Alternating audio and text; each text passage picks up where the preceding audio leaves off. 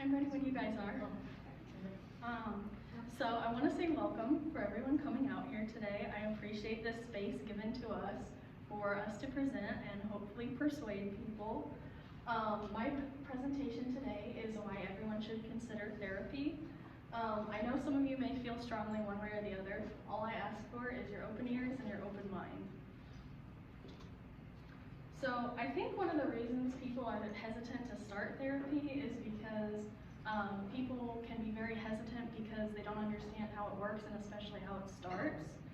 I want to disclaim that you do not need any kind of serious mental illness to need therapy, nor do you need any kind of deep traumatic trauma to need therapy. You can just go to therapy because you want to. So your therapist will probably understand that you're very nervous to start. So they'll probably try and ease you into it and go as slowly or as quickly as you need to. And that might be quicker or slower than for some people than others. So your friends and family might not be as helpful as you think. You might be thinking, oh, I can use my friends or my family as therapists. Please don't do that. So your friends and family have feelings, and therapists also have feelings, but therapists draw boundaries around these feelings so they can help make sure that you are getting the most healthy care as you can without burdening your family members or friends. Your family members and friends are also probably not trained licensed professionals, and when you get a broken leg, I really hope you don't ask your parents to set it for you. You would go to a doctor, right? You should go to a therapist for the same mental problems. So therapy usually reduces your stress. Many people, when they come out of therapy, especially right out of therapy, report feeling feelings of relief. And it's also a safe space to just let it all out and get those feelings that you've been holding inside for so long. Your therapist can also help you identify stressors. They can help you either avoid these stressors, or if these stressors are inevitable, it can help you learn ways to cope with these stressors. Feelings of anxiety and depression can cause negative thoughts, mental distress.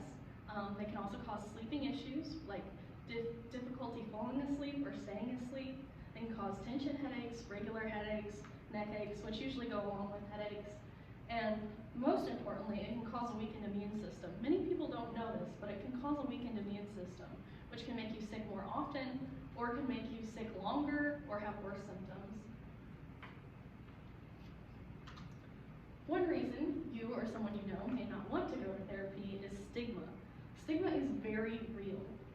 Stigma is so important to try to overcome because no one would think you're weak if you have a broken bone and don't go to the doctor, or do go to the doctor. But if you go to therapy for depression you're having or anxiety you're having, it's just as valid as getting a broken bone and going to a doctor, and therapy is a tool like antibiotics to treat an infection. I think many of us can agree that COVID has had a bad impact on our mental health. COVID has changed our routines, our lifestyles, our school, our work, and you may worry about getting sick, your loved ones getting sick, how your work will be affected, how your school will be affected. And according to Mayo Clinic, more Americans reported feeling stress, worry, despair, and insomnia after the pandemic than before it.